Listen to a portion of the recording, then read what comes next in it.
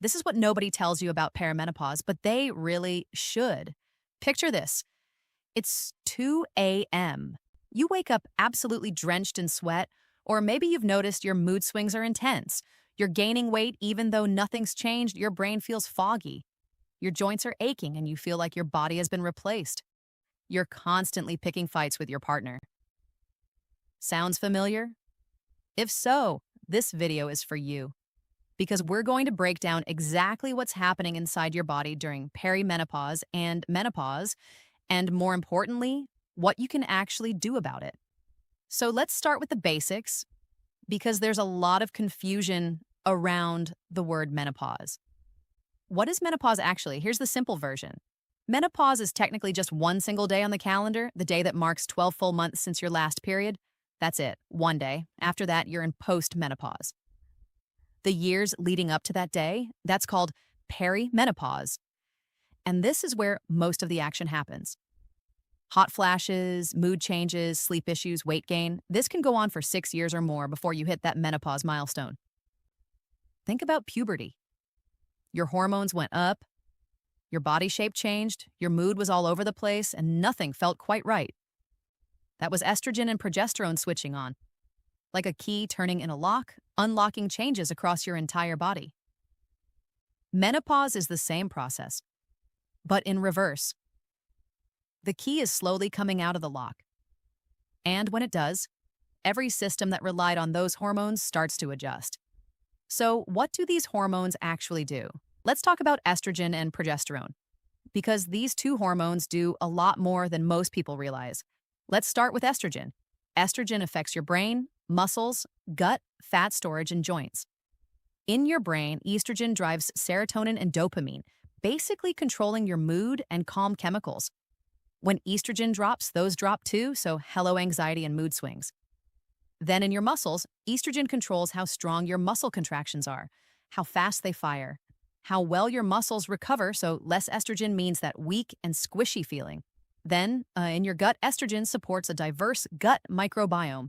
When it drops, that diversity drops, which means less serotonin production. And did you know 95% of your serotonin is actually made in your gut, not your brain? Then basically on fat storage, without estrogen, your body starts storing fat differently. The fat moves inward, packing around your organs as visceral fat, that classic belly pouch. This isn't just about vanity, this is bad. Visceral fat raises your cardiovascular risk. Estrogen receptors are also in your joints and tendons. When levels drop, you're more prone to frozen shoulder, plantar fasciitis, and Achilles pain. So if that's you, now you know why. And then there is progesterone. Often overlooked, progesterone acts as a moderator. It helps regulate your heart rate, your breathing, and your nervous system. When it drops, your body becomes more sympathetically driven, stuck in that fight or flight mode, which is a big reason sleep becomes so difficult. The result of all this? Your brain is sending confused signals. Your gut is changing. Your muscles are weakening. Your fat is redistributing. And you're exhausted, but can't sleep. You're not going crazy. You're adapting to a major hormonal transition. Here's a quick look at the most common signs you're in perimenopause or menopause. Night sweats and hot flashes, poor sleep and waking in the middle of the night, mood swings, anxiety or low mood, brain fog and memory lapses, weight gain and especially around the belly, loss of muscle tone and grip strength, joint pain, frozen shoulder or plantar fasciitis, irregular periods in perimenopause, digestive changes, and increased stress sensitivity. The important thing to know, these aren't signs something's wrong with you. They're signs your body is adjusting. And there are real evidence-backed things you can do. So let's get onto the absolute #1 tool. The research is crystal clear one: strength training. Strength training is the single most powerful thing a woman can do during perimenopause and beyond.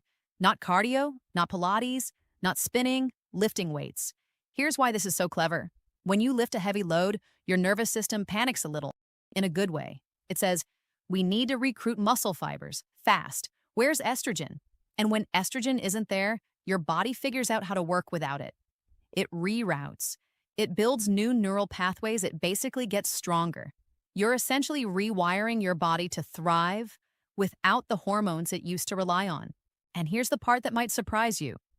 Women who start lifting weights in their late 40s, 50s, or even 60s often end up stronger and leaner than they were in their 30s because the body's response to resistance training is actually stronger after menopause. So it's never too late to start. And what does this look like in practice? Starting out, just 10 minutes, 3 times a week. Body weight squats, push-ups, light dumbbells, and that's it. You're just teaching your body to move under load. Now, if you want the ideal program for a full body workout, 3 sessions a week focusing on heavy weightlifting, I am going to break it down for you. Starting with Monday, try squat-focused exercises like barbell squats or goblet squats. Then on Wednesday, focus on push and pull exercises like bench press, overhead press, rows. Then on Thursday, focus on posterior chain exercises like deadlifts, hip thrusts, glute bridges. The key? Heavy-ish weight. Focus on low rep, around 3 to 5 repetitions, with proper rest between sets, minimum 2 to 3 minutes. Remember, you're training your nervous system, not just burning calories, so we want quality over quantity every time. Did you know strength training also directly reduces anxiety, improves brain function, and builds what researchers call stress resilience, your ability to handle life's pressures without feeling completely overwhelmed? So, now you ask, what about cardio? Yes, cardio still has a place, but the type matters enormously. The mistake most women make is spending hours doing moderate intensity cardio like long runs or hours in the elliptical bike. What's the problem with that? For women in perimenopause and beyond, this kind of exercise is too intense to recover from easily and not intense enough to trigger the changes you want. It spikes cortisol, which without estrogen to help break it down, leaves you tired but wired and can actually increase belly fat. What works instead? Sprint interval training. Go as hard as you possibly can for 30 seconds. Then fully rest for 90 seconds to 2 minutes. Repeat 2 to 3 times. That's it. You can do this on a bike, rowing machine, a treadmill, or even outside. It's a great finisher after your strength session. Short, intense, effective. Work smarter, not harder. Now, moving on to nutrition. Here's a few key nutrition truths for this life stage. Number 1, eat more protein. Aim for roughly 1 gram per pound of body weight per day. Your muscles need it, and your brain is craving it, even if it feels like you want carbs. A simple hack: protein powder mixed into cold milk or oat milk, add espresso, refrigerate overnight. Morning sorted, but make sure to prioritize quality protein as much as possible. Number 2, don't fear carbs, just choose them wisely. Focus on fruit, vegetables, and whole grains. These feed your gut microbiome and support insulin sensitivity. Restricting carbs too heavily often means cutting out the very foods your gut bacteria need to thrive. Number 3, don't undereat. Cutting calories and ramping up exercise is one of the most common mistakes, and it backfires.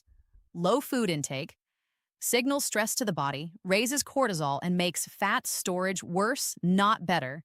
Now let's talk about sleep, stress, and supplements. Sleep and stress are deeply connected to your symptoms. So let me give you some tips to keep that in order. Start introducing mindfulness and meditation practices to your daily routine. Even 5 to 10 minutes in the morning to yourself before the house wakes up, or sitting in your car after the school run, it will help shift your nervous system into a calmer state and reduce hot flashes intensity over time. Another one is L-theanine and apigenin. This is the active compound found in chamomile tea. This, taken before bed, can meaningfully reduce anxiety and support deeper sleep. Another very important one is creatine monohydrate.